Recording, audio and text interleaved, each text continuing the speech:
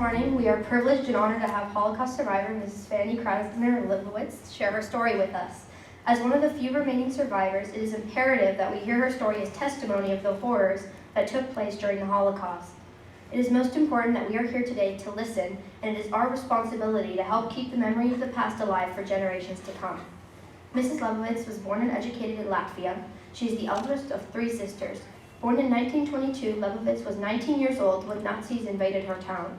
Over the next few years, she lost 79 members of her family, including her parents and her 8-year-old sister.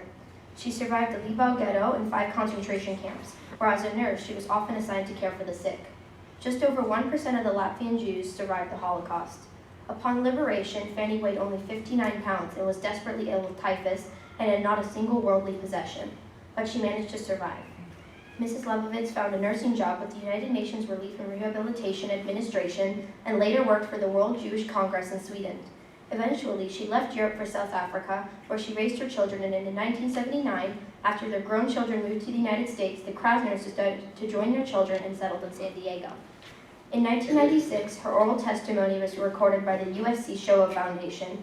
She has been named a Woman of Valor both at the San Diego Repertory Theater and at Congregation Bethel. Most recently, she attended the proclamation ceremony with Councilwoman Barbara Bry on January 27, 2018, declaring Holocaust Remembrance Day in the city of San Diego. Ms. Lebovits has received numerous other awards, and she continues to be active in the community. For the past 40 years, Mrs. Lebovits has been sharing her story, speaking at numerous universities, including SDSU, UCSD, USD, Balboa Naval Hospital, various high schools, synagogues, and many community organizations. Ms. Lebovits is committed to telling the next generation and those that will come after what hate can do to humanity. She has made it her life's work to tell the story of the horrors of the Holocaust and educate young people about this atrocity to ensure that it never happens again. During her lifetime, Fanny has repeatedly stood up against hatred to make the world a better place. To make it better, she says, one must exhibit love, compassion, and understanding. As Fanny often says, hate is never good and love is never bad. In these turbulent, trying times, this message has never been more relevant. She is the mother of 2 sons, 1 stepson and a daughter, and she has been blessed with 9 grandchildren and 13 great-grandchildren. Please welcome Fanny Krasner Lebovits.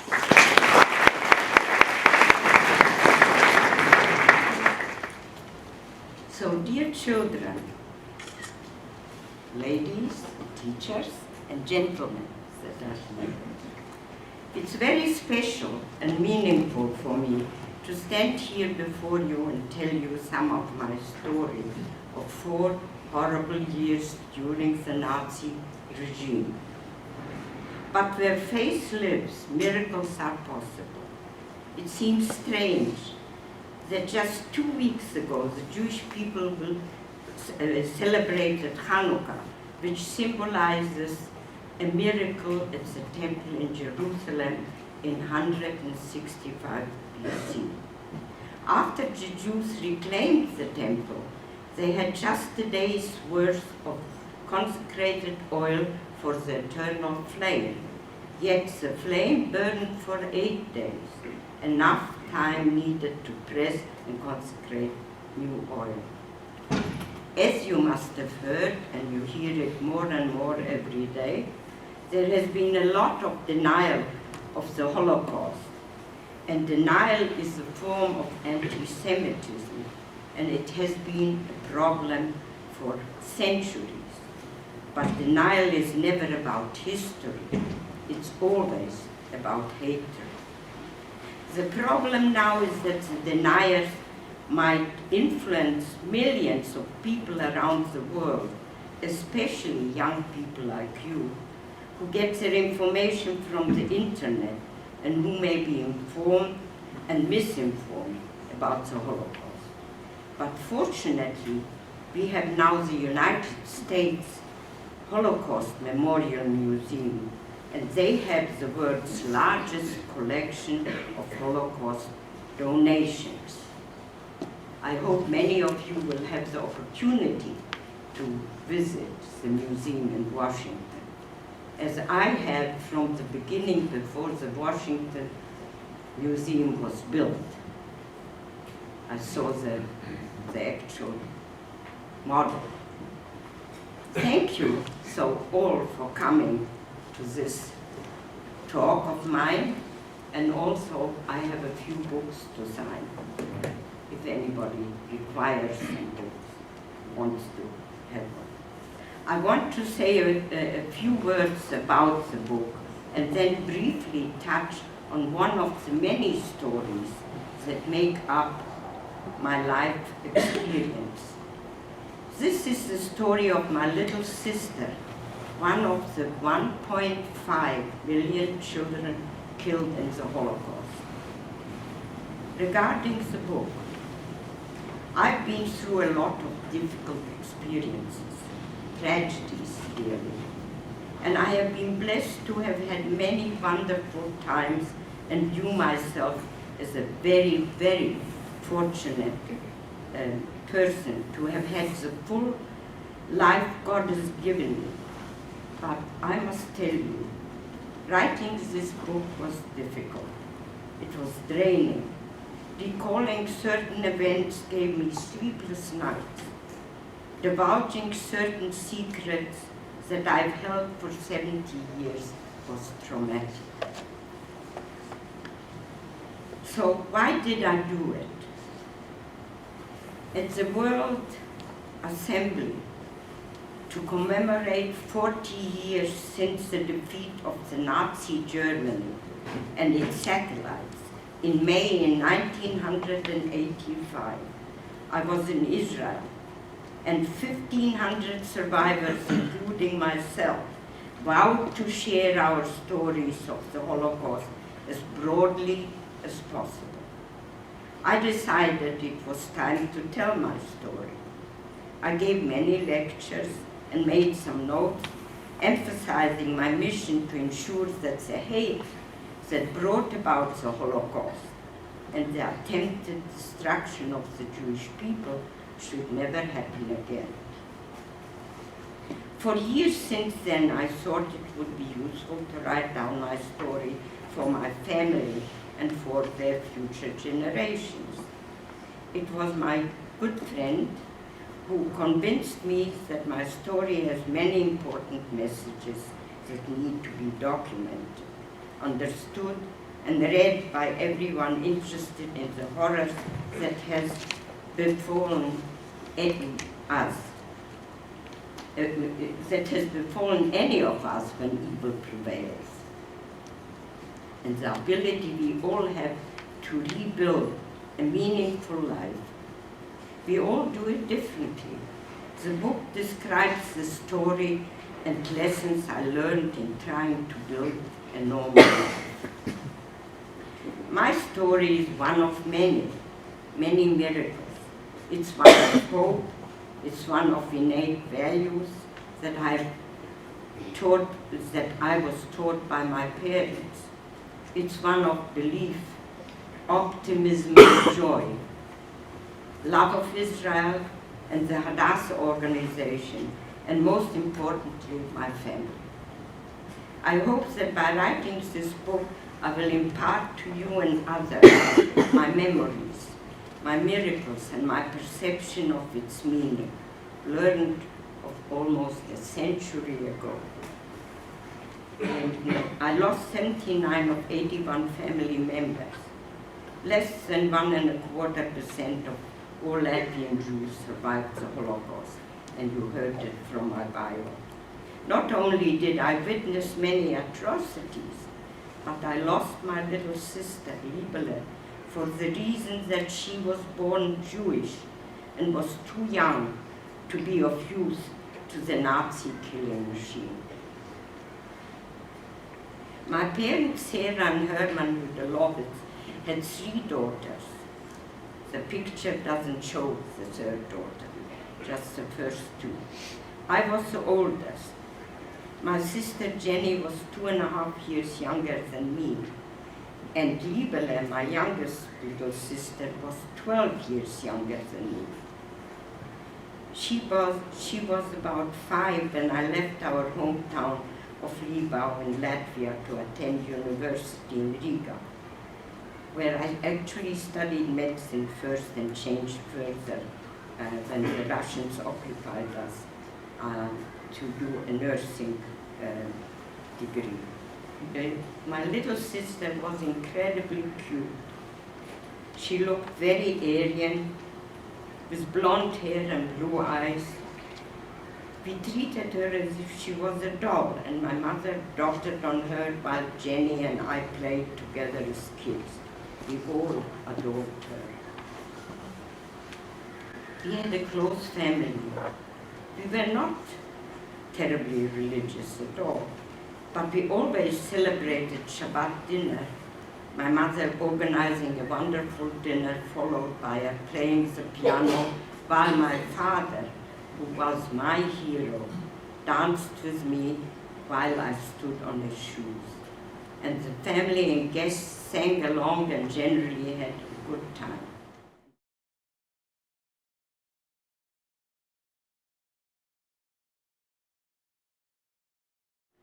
That all changed when in July 1941, within days of the German defeating the local Russian garrison, who had occupied our town a year earlier, the Nazis gathered the men of working age and took my father and over 1,000 other Jewish men to what we believed was a work camp.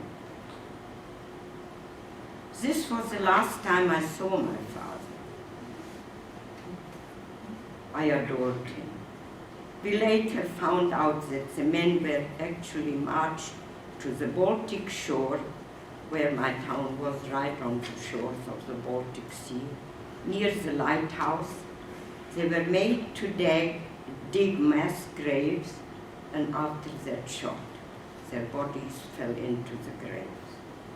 There were several human culling exercises by the Germans and local militias over the next few months. They called them selection. They were groups of Jews were made to stand in a line, and those that were useful to the Nazis were sent to the left and the others to the right and to their death.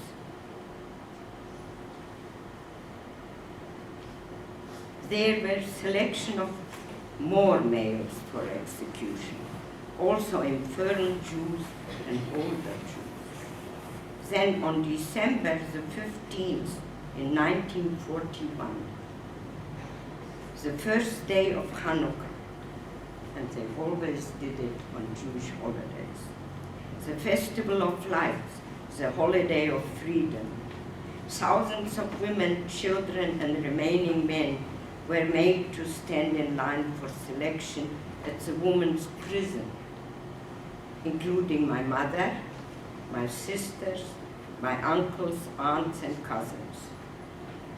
After the selection, almost 3,000 fellow Jews were taken to the Shkedi beach, which is one of the beaches where I live, and were shot.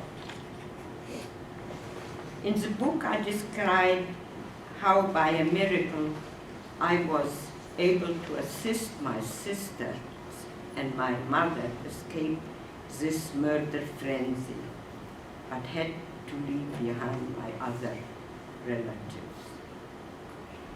Eventually, when there were only 800 out of 9,000 Jewish inhabitants of Libau, which is my town, it's called Liepaya now, including just 170 males were left.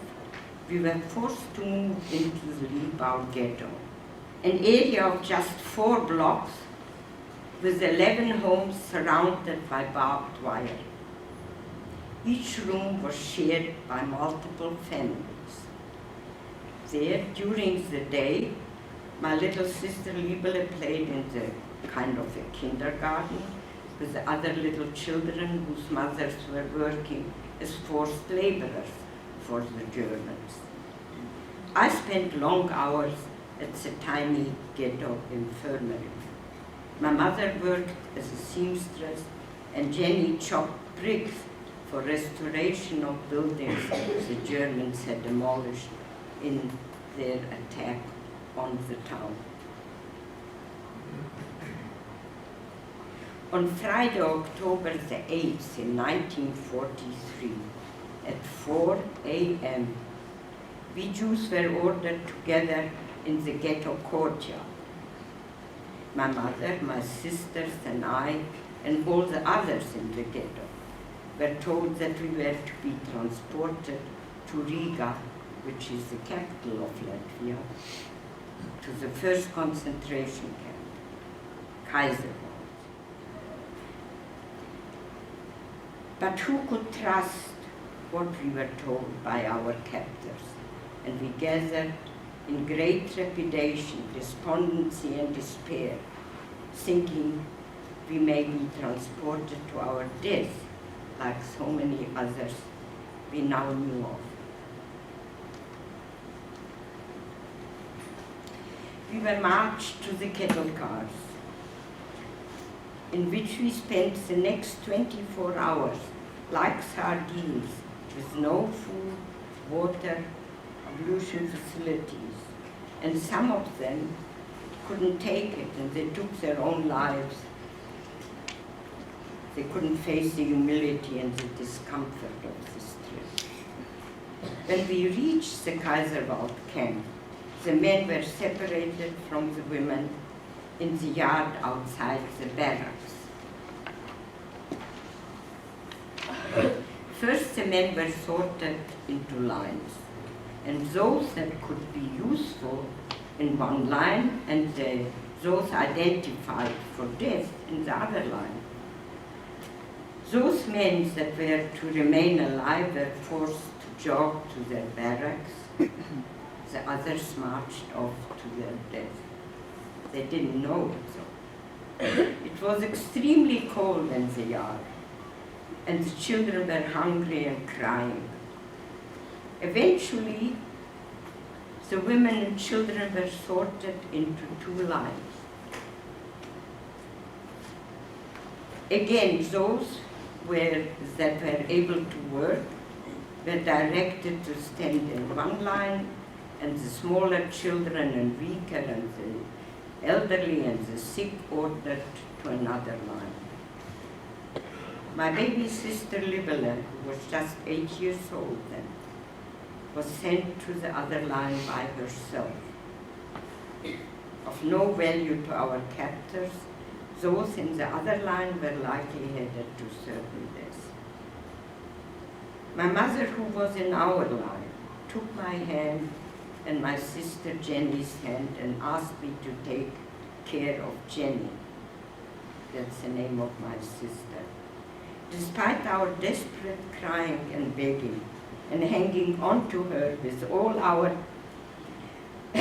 remaining energy, my mother, following her maternal instincts, pulled away and said that she could not leave her 8-year-old dear daughter alone. I need to go with her, my mother said, struggling out of our grasp. I can't let my little Libela go by herself. You two can take a look after yourselves. Fanny, look after Jenny, she commanded. My mother then ran to join Libela in the other line.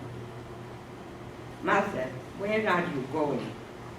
Screamed Jenny, and then she fainted.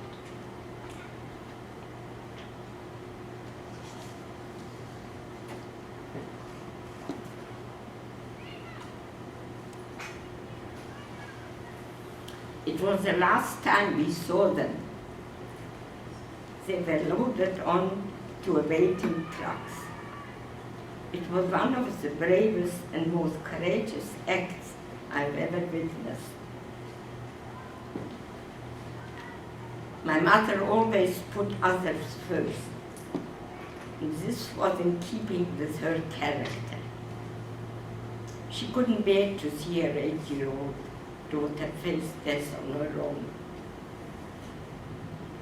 And at the same time, she was signing her own death warrant and essentially appointing me to assume her role as guardian of my younger sister. There isn't a day that I don't think about my mother's selfless act. Sorry. The truck took my mother and my baby sister to the Riga ghetto. They perished together on November the 2nd, 1943. When the Riga ghetto was liquidated after its inhabitants were marched 12 miles to the Rumbuli forest and shot. At least this is what I believed for 75 years. In researching this book, we reached out and communicated with several historians, scored records and researched books, including one by someone who escaped from my mother's Kaiserwald selection group, which is very unusual. You can't escape really so easily. Heart-rendering scenes took place. The person saw it, Riva Zivtson wrote, I saw Mrs. Zara Yudelovich say goodbye to her two older daughters as the SS-men with rifles loaded the unwanted women and their children into trucks to who knows what fate. The historians have pieced together the facts that the trucks actually transported the non-useful women and their children to the Riga ghetto. In the ghetto, the women were sent to work and the children were looked after by the older women for about a month until the selection on November the 2nd in 1943. Those selected were mainly children under 12 years old, and those mothers who wanted to stay with the children. They were herded onto a transport and all were gassed within hours of the train arriving in Auschwitz, and they were never registered even as camp inmates. Separate sources report that November the 2nd train to Auschwitz carried passengers from our town, Libau Ghetto, that had arrived at Kaiserwald on October the 8th. So I now believe there is a high probability that my dear mother and baby sister were murdered at Auschwitz on either November 2nd or 3rd in 1943. And so this year I said Kaddish, which is a prayer for the people that passed away, and lit candles on both days. I cannot put in words the pain I now feel with the reopening of this wound. May their souls rest in peace together.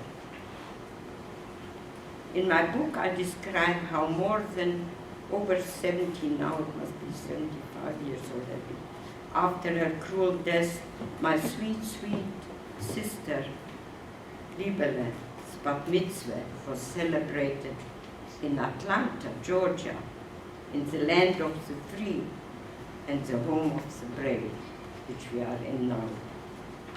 I weighed 59 pounds and suffered from typhus when I was liberated on May 5th in 1945.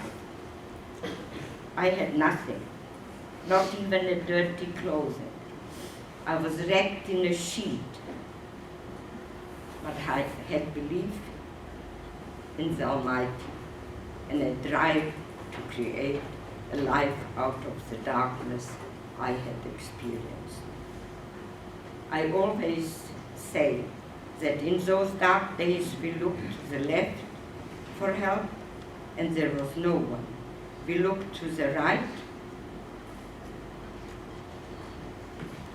and there was nobody. No one cared about us.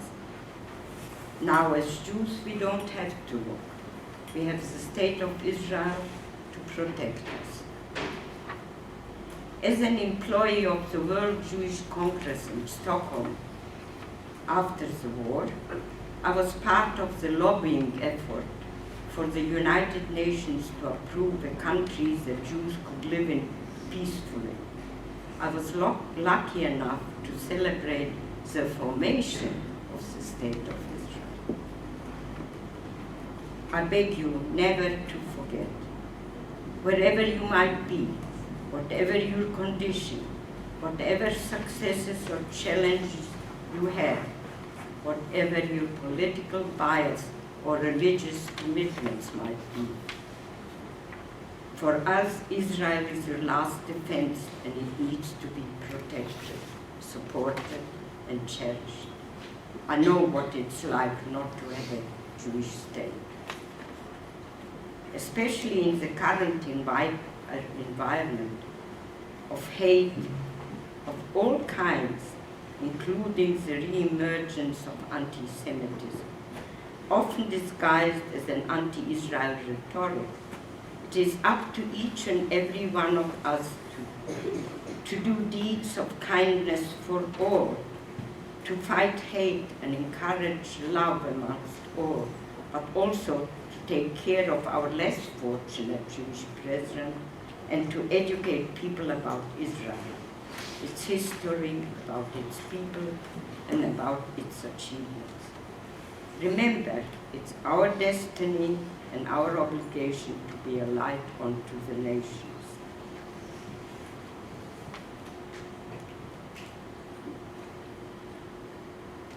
I'm going to conclude my presentation to tell you that I was blessed with 4 wonderful children, which you know already, have given me 9 grandchildren and 13 great-grandchildren, all devoted for family and the Jewish heritage. And actually, it's my personal victory at my age of 97, and perhaps it's my final miracle too. But for the dead and the living, we must bear witness, said Eli Wiesel. Every year it takes on profound meaning, remembering and honoring the victims of the Holocaust. And for me, it also commemorates the regaining of my personal freedom, the memory which remains as vivid as the day and the moment I learned of. Even today, the Holocaust defies belief that just one generation ago, a seemingly civilized society could have systematically and ruthlessly slaughtered 6 million Jews. Yet it happened while the world stood still, silent. Not until the liberation of the death camps did the world register its outcry. But then it was too late to stop the unprecedented tragedy. This concludes my I want to still tell you what I, not so long ago, when there was a march of some people that don't like the Jews, and I said it at the JCC. I personally know that what it means to be discriminated, to be a minority, to experience anti-Semitism even today. But I've always believed in the good of humanity, and I still do. And it has lit up many dark moments for me. We survivors continuously came face to face with death. Yet despair was not our response, despite hopelessness. We created life out of a world of darkness. We remember all the consuming evil we were forced to endure. But to remember is not enough. Deeds as well as thoughts are critical. We all have an obligation to instill in current and future generations the understanding of what happens when prejudice and hate are allowed to flourish. We must teach tolerance and understanding, for tolerance cannot be assumed, and we must make it clear that hate is never right and love is never wrong. So I ask you, beautiful children, all of you, to remember, never forget, it should never happen again. Same goes to the adults that are present here in the audience. And I thank you for having me and allowing me to talk to you. Thank you.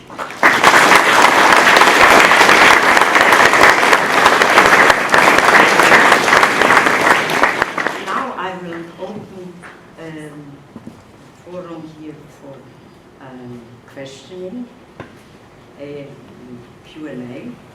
And so if anybody wants me some questions that they haven't understood or want to know something, if I can, I shall certainly answer. But if I can't, there will be no answer. It's your sister's birthday tomorrow, right?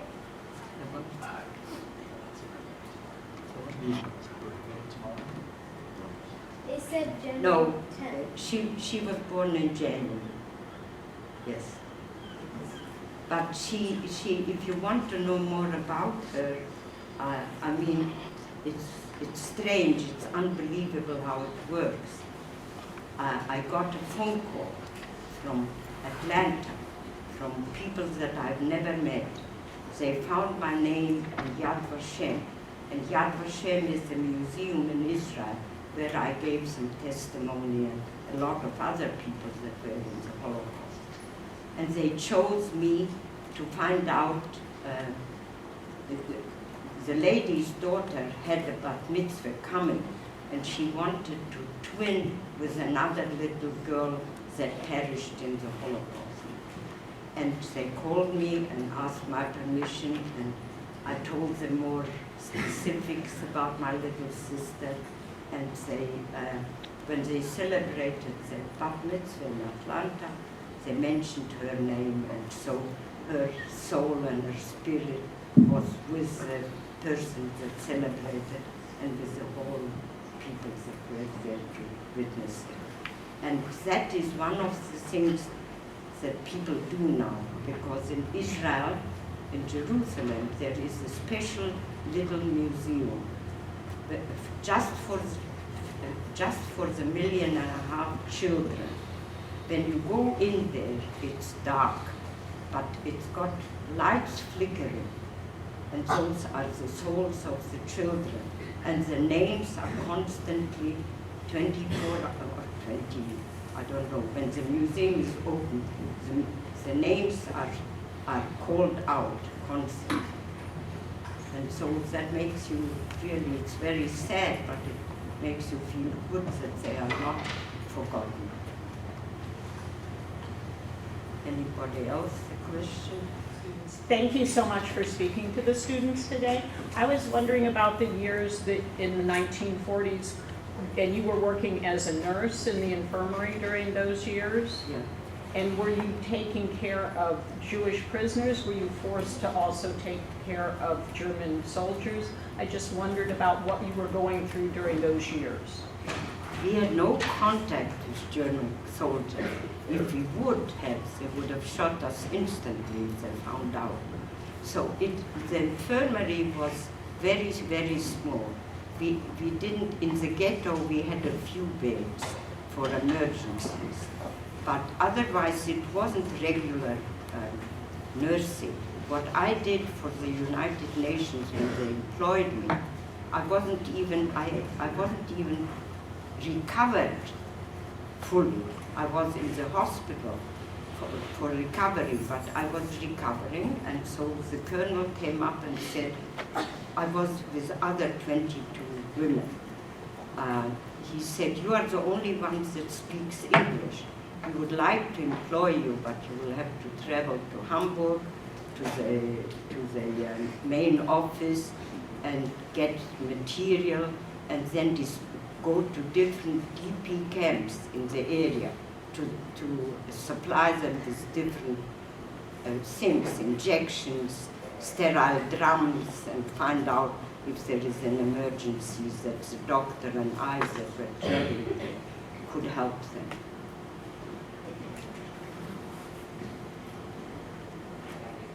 after all the years that Tommy Bill has happened, you forgive the soldiers? The soldiers. Not everybody is evil. So, of course we forgive. And I have forgiven. I've been asked often, you hate the Germans? And I said, I can't say that I hate all the Germans. I do not hate, because they were a civilized people before, and hopefully they will continue to be civilized again. It's hard to forgive, but that is the underlying thing that our religion tells us, that forgiveness is number one thing. It restores your soul, it gives you hope, and if you believe in miracles, you can't have hope without believing in God. So it doesn't matter which religion, but God tells you to do good and not evil. How long were you in Sweden for? How long were you in Sweden? In Sweden, I was there for 3 years. And I worked for the World Jewish Congress, and we fought for the establishment of Israel. That wasn't Israel at the time. It was occupied by the British before the war started. Yeah, it was a job which took a lot of work, and it had to be secretly done, and we didn't have an APEC that we didn't have that could represent us. And we had to speak to many countries, and before the vote, when the vote came out, and it was one by one vote, that's the establishment of the State of Israel.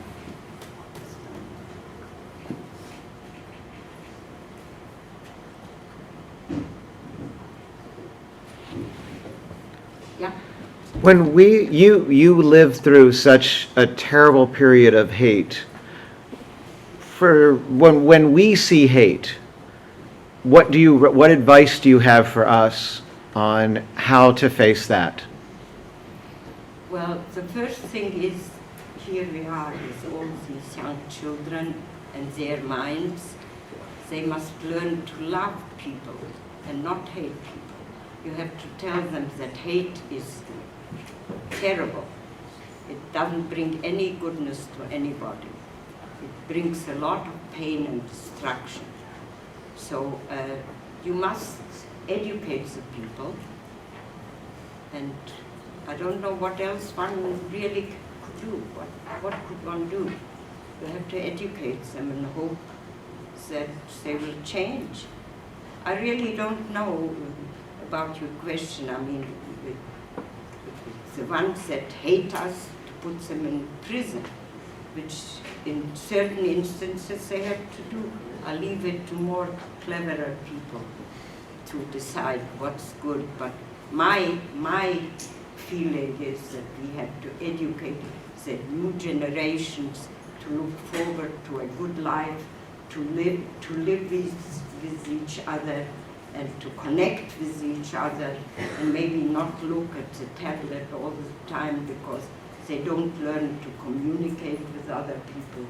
So all these things, I mean, there's a lot of things that can be done to make things better, but you must want to do it. And to want to do it is education, I think, is the main thing.